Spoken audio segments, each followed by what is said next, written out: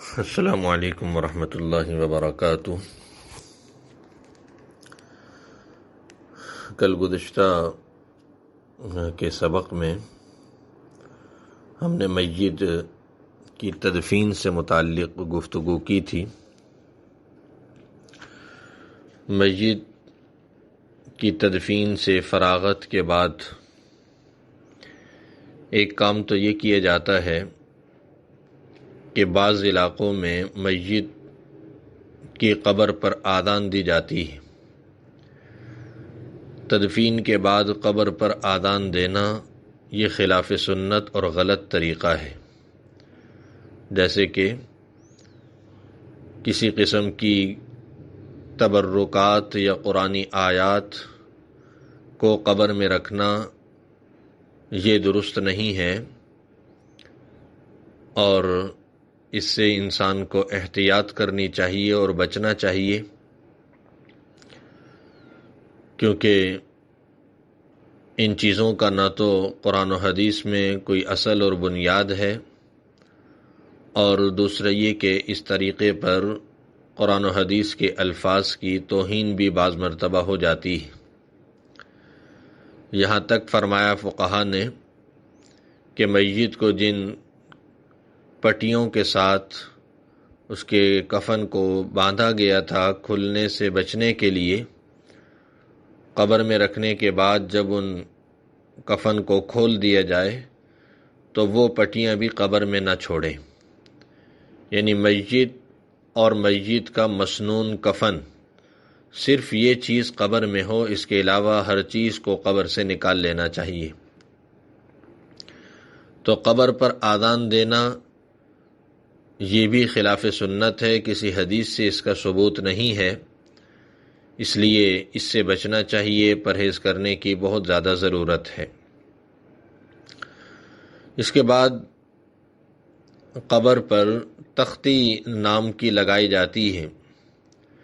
حدیث پاک میں آتا ہے کہ حضرت عثمان ابن مظعون رضی اللہ تعالیٰ عنہ کا جب انتقال ہوا تو ان کی تدفین میں جناب رسول اللہ صلی اللہ علیہ وسلم نے شرکت فرمائی، اور جب تدفین سے فراغت ہوئی تو حضور صلی اللہ علیہ وسلم نے علامت کے طور پر ان کی قبر پر ایک پتھر رکھ دیا اور فرمایا کہ میں اس پتھر کے ذریعے اپنے بھائی کی قبر کو پہچان سکوں گا۔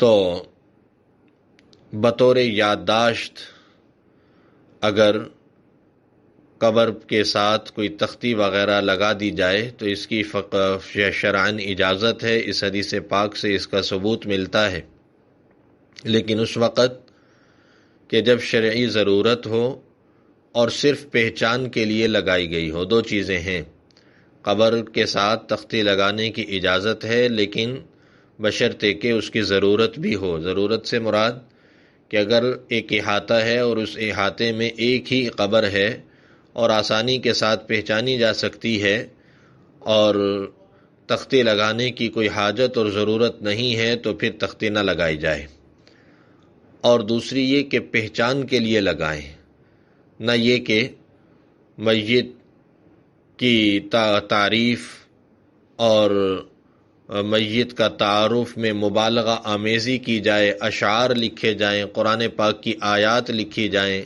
ان چیزوں سے احتیاط کریں۔ اگر لگانی ہو تو صرف پہچان کے طور پر لگائیں، وہ پہچان ضروری نہیں کہ نام سے ہی حاصل ہو، جیسے جناب رسول اللہ صلی اللہ علیہ وسلم نے عثمان ابن مظعون رضی اللہ تعالیٰ عنہ کی قبر کے ساتھ ایک پتھر رکھا، تو اگر کسی پتھر کے رکھنے سے یا کسی اور اس طرح کی علامت کے رکھنے سے پہچان ہو جائے تو پھر نام لکھنے کی بھی کوئی حاجت اور ضرورت نہیں۔ تو نام کی تختی لگائی جا سکتی ہے، لیکن اس میں کسی قسم کی شعر و شاعری، قرآن پاک کی آیات، میت کی تعریف میں مبالغہ آمیزی، یہ ساری چیزیں نہ ہوں، صرف میت کا تعارف اس پر موجود ہو۔ دوسرا یہ کہ بعض لوگ قبر پر عمارت بنا دیتے ہیں، گنبد بنا دیا، یا جو ہے وہ زینت اور خوبصورتی کے لیے چار دیواری کر دی، تو اس طرح کا کوئی بھی عمل کرنا یہ بھی شرعاً مکروہ ہے۔ اللہ اکبر۔ اور ایک یہ بھی بات دیکھنے میں آتی ہے کہ عمومی طور پر بعض لوگ درخت کی تازہ شاخ اور ٹہنی توڑ کر قبر پر لگاتے ہیں۔ درخت کی کوئی تازہ شاخ یا ٹہنی توڑ لیتے ہیں اور اس کو قبر پر میت کی تدفین کے بعد لگا دیتے ہیں۔ جب ان سے پوچھا جاتا ہے کہ ایسا کیوں کرتے ہو تو وہ ایک حدیث بیان فرماتے ہیں۔ وہ حدیث سن لیجئے کہ ایک مرتبہ سرکار دو عالم صلی اللہ علیہ وسلم 2 قبروں کے پاس سے گزرے تو آپ صلی اللہ علیہ وسلم نے ان دونوں قبروں کو دیکھ کر فرمایا کہ ان دونوں قبر والوں کو عذاب ہو رہا ہے، اور عذاب بھی کسی بڑی وجہ سے نہیں کہ جس سے بچنا مشکل ہو۔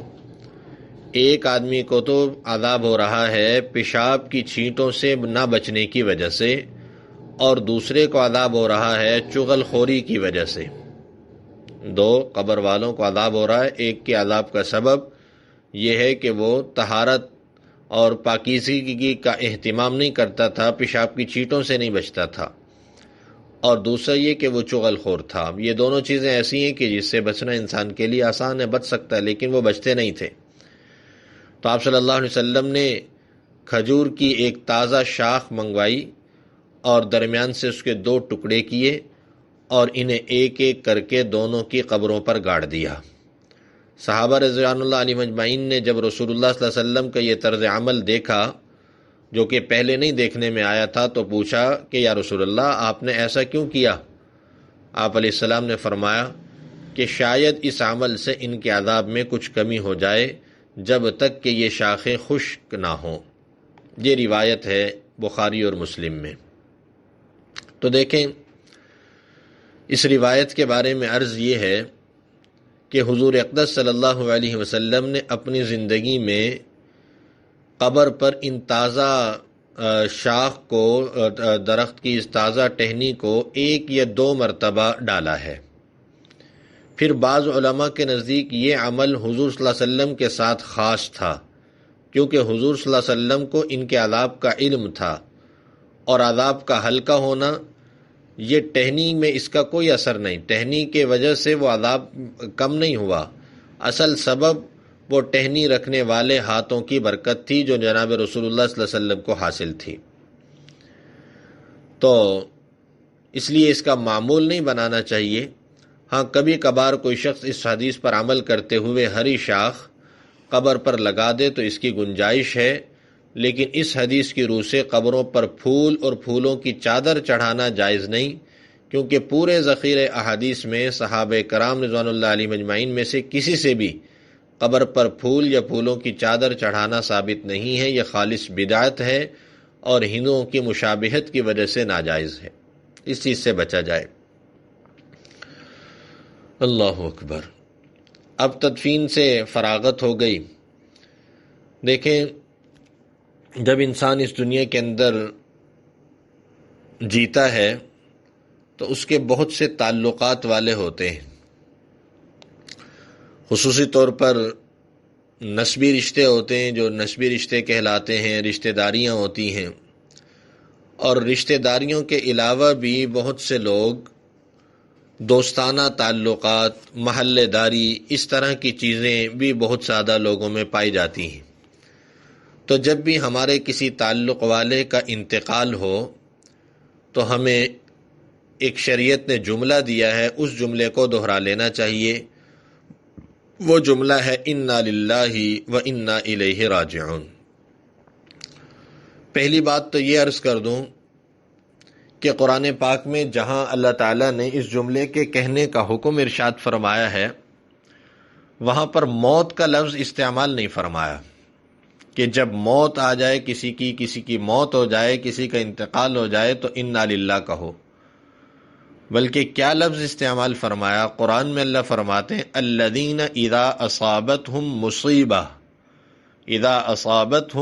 مصیبہ قالوا انا للہ و انا الیہ راجعون، کہ جب ان کو مصیبت پہنچتی ہے تو وہ انا للہ کہتے ہیں۔ اب مصیبت میں چھوٹی مصیبتیں بھی ہیں، بڑی مصیبتیں بھی ہیں۔ دنیا کی مصیبتیں بھی ہیں، آخرت کی مصیبتیں بھی ہیں۔ مثال کے طور پر ہمارے کچھ پیسے دائیں بائیں ہو گئے جو نہیں مل رہے، تو جیسے ہی ہمیں یہ خیال آئے کہ وہ پیسے نہیں مل رہے تو ایک مصیبت آ گئی، تو انا للہ پڑھیں، یہ دنیاوی مصیبت ہے۔ آپ سو گئے، سو کر جب آنکھ کھلی تو دیکھا کہ نماز باجماعت تو نکل چکی ہے، باجماعت نماز کا جو وقت تھا اس وقت میں نہیں اٹھ سکا، تو جیسے ہی یہ معلوم ہوا تو پتہ چلا کہ یہ مصیبت ہے، کہ نقصان ہو گیا میرا، تو فوراً انا للہ پڑھیں، یہ دینی نقصان ہے۔ کہا نا کہ حدیث پاک میں آتا ہے کہ نماز جب انسان چھوڑ دیتا ہے، نماز کا چھوڑنے والا تو ایسے کہ جیسے اس کے گھر والے، مال و دولت، اہل و عیال سب اس سے چھین لیا گیا ہو۔ اتنا نقصان، یعنی گھر کسی نے چھین لیا، گھر کا سامان کسی نے چھین لیا، گھر والوں کو اغوا کر کر کوئی لے گیا، اتنا نقصان اس وقت نہیں ہوتا جتنا نقصان ایک نمازی کے نماز چھوڑنے کی وجہ سے ہوتا ہے۔ تو کوئی بھی مصیبت ہو، اپنے بچوں کی عادت بنائیں کہ جیسے ہی آج کل ہمارے ہاں لوڈ شیڈنگ ہے، لائٹ چلی جاتی ہے، تو جیسے ہی لائٹ جائے تو فوراً ہماری زبان پر، بچوں کی زبان پر انا للہ ہو۔ اس انا للہ پر اللہ تعالیٰ کی جانب سے اجر بھی ملتا ہے، سنت پر عمل بھی ہوتا ہے، اور مصیبت بہت جلد دور بھی ہو جاتی ہے۔ تو انا للہ و انا الیہ راجعون، یہ صرف موت کے ساتھ اس کو خاص نہیں کرنا چاہیے۔ ہمارے ہاں عمومی طور پر اس لفظ کو موت کے ساتھ خاص کیا ہوا ہے، موت کے ساتھ اس کو خاص مت کریں، بلکہ کسی بھی موقع پر جب بھی کوئی مصیبت سامنے آئے، کوئی پریشانی آئے، کوئی ٹینشن آئے، تو ہمیں چاہیے کہ انا للہ اپنی زبان سے کہیں۔ اس کی برکت سے اللہ تعالی ہماری اس پریشانی کو بھی دور فرمائیں گے، اور اس جملے کے کہنے کی برکت سے اللہ تعالی اجر بھی عطا فرمائیں گے۔ اب اس جملے کا معنی تھوڑا سا سمجھ لیں۔ انا للہ، انا للہ، بے شک ہم اللہ کے ہیں، یہ اس کا معنی ہے۔ کیا مطلب؟ یہ ہم اس وقت میں یہ بات کیوں کہہ رہے ہیں؟ یہ بات ہم اس وجہ سے کہہ رہے ہیں کہ یہ تو جو جانے والا ہے، یہ تو تھے میرے والد، یہ جانے والا تو تھا میرا دادا، یہ جانے والی تھی میری نانی محترمہ۔ اگر اللہ چاہے تو وہ مجھے بھی لے کے جا سکتا ہے، میں بھی تو اللہ کا ہوں، صرف وہ اللہ کے نہیں، ہم خود اللہ کے ہیں۔ جب میں اللہ کا تو وہ بھی اللہ کے۔ جب میں اللہ کا ہو گیا، جب ایک انسان کہتا ہے کہ میں فلاں کا ہو گیا، تو مطلب یہ کہ میری تمام تر چیزیں اللہ کی ہو گئیں۔ انا للہ، بے شک میں اللہ کا ہوں۔ جب میں اللہ کا ہوں تو میری جتنی رشتہ داریاں ہیں وہ سب اللہ کی ہیں، ان سب پر جب مجھ پر اللہ کا اختیار چلتا ہے تو میری کنٹرول میں اور میری ملکیت میں جتنی چیزیں ہیں وہ سب اللہ کی ہیں۔ انا للہ۔ ایاز نے محمود غزنوی کے سر پر ہاتھ رکھا کہ اب جس کا بادشاہ ہو گیا سب چیزیں اس کی ہو گئیں۔ تو جب ہم اللہ کے ہو گئے، تو جب ہم نے یہ کہہ دیا کہ اے اللہ ہم آپ کے ہیں، تو اس کا کیا مطلب؟ کہ ہمارا وقت بھی آپ کا ہے، ہمارا مال بھی آپ کا ہے، ہماری اولاد بھی آپ کی ہے، ہماری رشتہ داریاں اور تعلقات بھی آپ کے ہیں۔ کوئی چیز ہم سے منسوب ایسی نہیں کہ جو میری ہو۔ جب میں تیرا ہوں تو میری سب چیزیں بھی تیری ہیں۔ اگر تو نے میرا بچہ لے لیا، میرے بچے کا انتقال ہو گیا خدا نخواستہ، تو وہ بچہ تیرا تھا، میرا تو نہیں تھا، تو یہ اختیار ہے۔ تو انا للہ میں انسان اپنے خدا سے، اپنے اللہ سے یہ کہتا ہے۔ اور اگلا جملہ وَإِنَّا إِلَيْهِ رَاجِعُونَ میں یہ کہتا ہے کہ آج تو نے مجھ سے منسوب چیز کو اپنی طرف بلایا ہے، کل تو مجھے خود کو بھی اپنی طرف بلا سکتا ہے۔ آج تو میری جیب میں میرے ملکیت جو میں کہتا تھا کہ یہ میرے ہیں، وہ 1000 روپیہ گم ہوا ہے، اور کل ہو سکتا ہے کہ میں خود ہی گم ہو جاؤں، کل تو مجھے ہی اپنے پاس بلا لے۔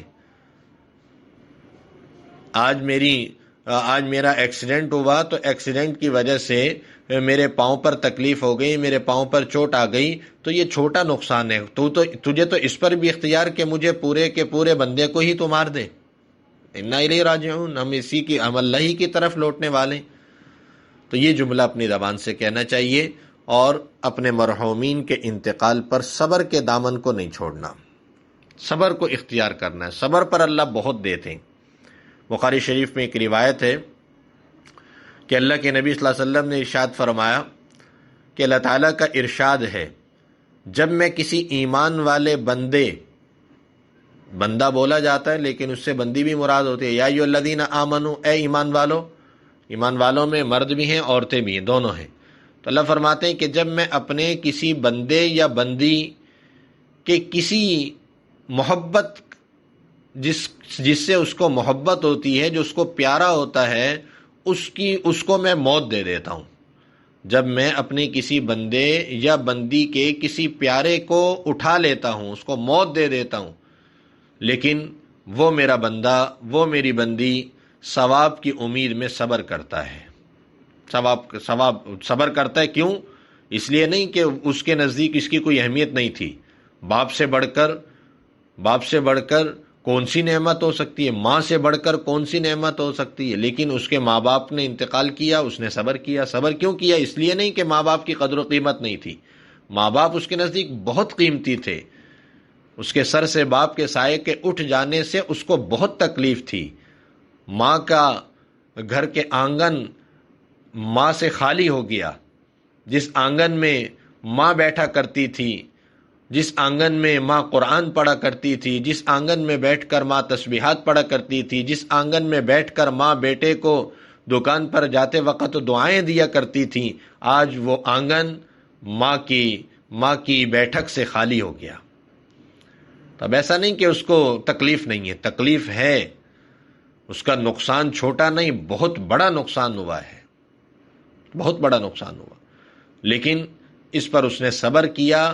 کیوں صبر کیا؟ صرف ثواب کی امید سے کہ اللہ سے میں نے اس کا بدلہ لینا ہے۔ تو اللہ کیا بدلہ دیتے ہیں؟ حدیث پاک میں اللہ کے نبی نے فرمایا کہ ایسے بندے کے بارے میں اللہ فرماتے ہیں کہ اس بندے کے صبر کا معاوضہ میرے پاس جنت کے سوا کچھ بھی نہیں ہے۔ اس بندے نے جو صبر کیا، اس صبر کا بدلہ میں اس کو جنت کے طور پر عطا کرتا ہوں۔ جنت اللہ دیتے ہیں ایسے بندے کو۔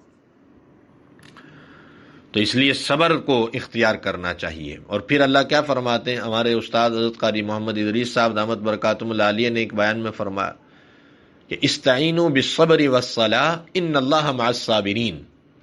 اللہ فرماتے ہیں کہ صبر کر لو، میں تمہارے ساتھ ہو جاؤں گا۔ یعنی اب تک تم استاد کی رہنمائی میں چل رہے تھے، وہ استاد کا ساتھ تم سے ختم ہو گیا۔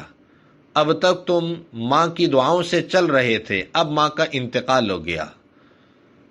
اب تک تمہارے ساتھ تمہارا جوان بیٹا دکان پر کام کرتا تھا، لیکن اب اس جوان بیٹے نے تمہارا ساتھ چھوڑ دیا، تو اب نقصان ہو گیا۔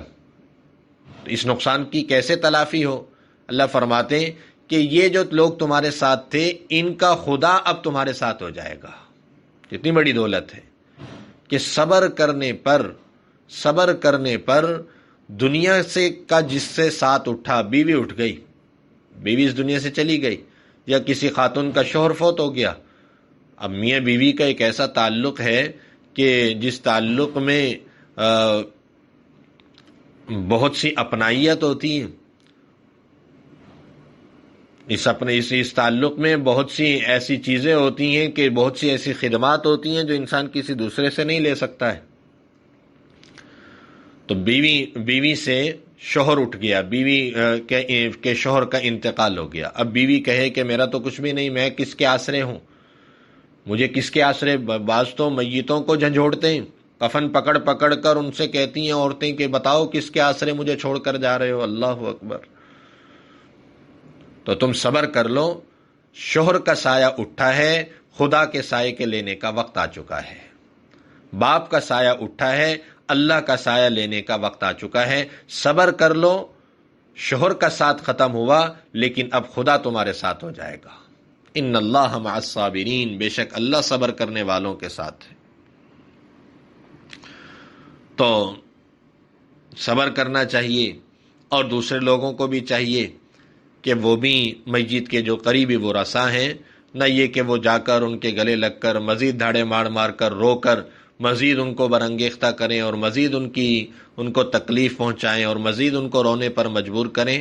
نہیں، ایسا نہ ہو، بلکہ ہمیں چاہیے کہ ہم ہمت کرتے ہوئے، حوصلہ کرتے ہوئے خود کو بھی کنٹرول کریں، اور میت کے جو قریبی عزیز ہیں، اس کی اولاد ہے، اس کے بہن بھائی ہیں، ان لوگوں کو بھی کسی طریقے پر صبر دلانے کی کوئی تدبیر کریں۔ اللہ کے نبی علیہ السلام نے ارشاد فرمایا، ایک حدیث سناتا ہوں، ترمذی شریف میں روایت، کہ جس شخص نے کسی مصیبت زدہ کی تعزیت کی، مصیبت زدہ آدمی تھا، اس سے افسوس کیا، تسلی دی اس کو، اور اس میں بھی صرف دیکھیں فوتگی کا لفظ نہیں ہے کہ جس نے کسی کے پیارے کے انتقال پر اس کو تسلی دی، نہیں، تعزیت کا معنی ہوتا ہے تسلی دینا، اس کو، اس کے فکر کو، اس کے غم کو ہلکا کرنا۔ تو اللہ کے رسول صلی اللہ علیہ وسلم نے ارشاد فرمایا، جس نے کسی مصیبت زدہ آدمی کو تسلی دی، کسی کے گھر میں آگ لگ گئی، اس کو تسلی دی کسی نے کسی طرح سے، کوئی ایسے الفاظ اختیار کیے، کسی کے گھر میں فوتگی ہو گئی، اس کو تسلی دی، کسی کی چوری ہو گئی، اس کو تسلی دی، کسی کو کیا ایکسیڈنٹ ہو گیا، کوئی حادثہ پیش آ گیا، اس کو تسلی دی۔ تو جس نے کسی مصیبت زدہ آدمی کو تسلی دی، اس کے لیے اللہ تعالیٰ اجر و ثواب کا وہی ذخیرہ کر دیتے ہیں جو اس مصیبت زدہ آدمی کے لیے کیا ہے۔ یعنی وہ تو، اس کو تو اجر ملا اس وجہ سے کہ اس کو اللہ نے مصیبت میں گرفتار کیا، اس پر اللہ کی جانب سے اس کی زندگی میں کوئی نقصان آ گیا، تو اس کو تو اجر مل رہا ہے نقصان کو اٹھانے کی وجہ سے، صبر کرنے کی وجہ سے، تکلیف کے آنے پر اپنے دل کو مضبوط کرنے کی وجہ سے۔ لیکن ایک عام آدمی جب جا کر دو لفظ بول کر اس کو تسلی دینے کی کوشش کرتا ہے، اللہ اس کو بھی وہی اجر عطا فرما دیتے ہیں، وہی ثواب اس کو بھی مل جاتا ہے۔ ہاں، میت کے قریبی ورثا صبر کر کر اللہ کا ساتھ لے رہے ہیں، اللہ کو اللہ کی حمایت لینے کی کوشش کر رہے ہیں، اور جو جا کر اس کے میت کے ورثا سے تعزیت کر لے، ان کو تسلی دے دے، اللہ کے نبی فرماتے ہیں کہ اللہ اس کے بھی ساتھ ہو جائے گا۔ اللہ کے نبی صلی اللہ علیہ وسلم کا خود بھی طرز عمل تھا، یہ تعزیت کرنا اللہ کے رسول صلی اللہ علیہ وسلم کی سنت بھی ہے۔ اللہ کے رسول صلی اللہ علیہ وسلم اپنے صحابہ کی تعزیت کے لیے خود تشریف لے جایا کرتے تھے، خود تشریف لے جاتے تھے۔ تو ہمیں بھی چاہیے کہ بجائے کسی کو بھیجنے کے، ایک تو ہم خود تعزیت کے لیے جائیں اور سنت سمجھ کر جائیں، رسمن نہیں۔ دیکھیں، ان کاموں کو ہم 100% دینی کام رہنے دیں، یہ ہمارے اسلامی شعار ہیں۔ ہاں، جنازے کو بھی مستقل، وہ اللہ کی عبادت ہے، نماز پڑھنی ہے، اللہ کا حکم پورا ہو رہا ہے، اس کو رسمن نہ کریں، اس کو دکھلاوے کے لیے نہ کریں۔ جیسے ہم ظہر عصر مغرب عشاء نماز پڑھنے کے لیے جاتے ہیں، اپنے فائدے کے لیے جاتے ہیں، اپنے دین کو مضبوط کرنے کے لیے جاتے ہیں، اپنی آخرت سنوارنے کے لیے جاتے ہیں، ایسے ہی کسی کے نماز جنازہ پڑھنے کے لیے بھی ہم صرف اس غرض سے جائیں کہ ہم نے اس سے اللہ کو راضی کرنا ہے، بس، اور کوئی نیت نہ ہو۔ کسی کی تعزیت کے لیے جائیں صرف اس نیت سے کہ یہ میرے نبی کی سنت ہے، اور اس تعزیت کرنے پر اللہ کی جانب سے انعامات ملتے ہیں، میں تو وہ لینے کے لیے جا رہا ہوں۔ ہاں، میت کے ورثاء کے ساتھ حسن سلوک بھی ہے، وہ ایک الگ پہلو ہے، الگ باب ہے۔ تو جب بھی کسی کی تعزیت کے لیے جائیں، آئندہ آج سے ہی یہ عزم کریں کہ ہم سنت کی نیت سے جائیں، کیونکہ ہمارے نبی کی سنت تھی، اس وجہ سے ہم جا رہے ہیں۔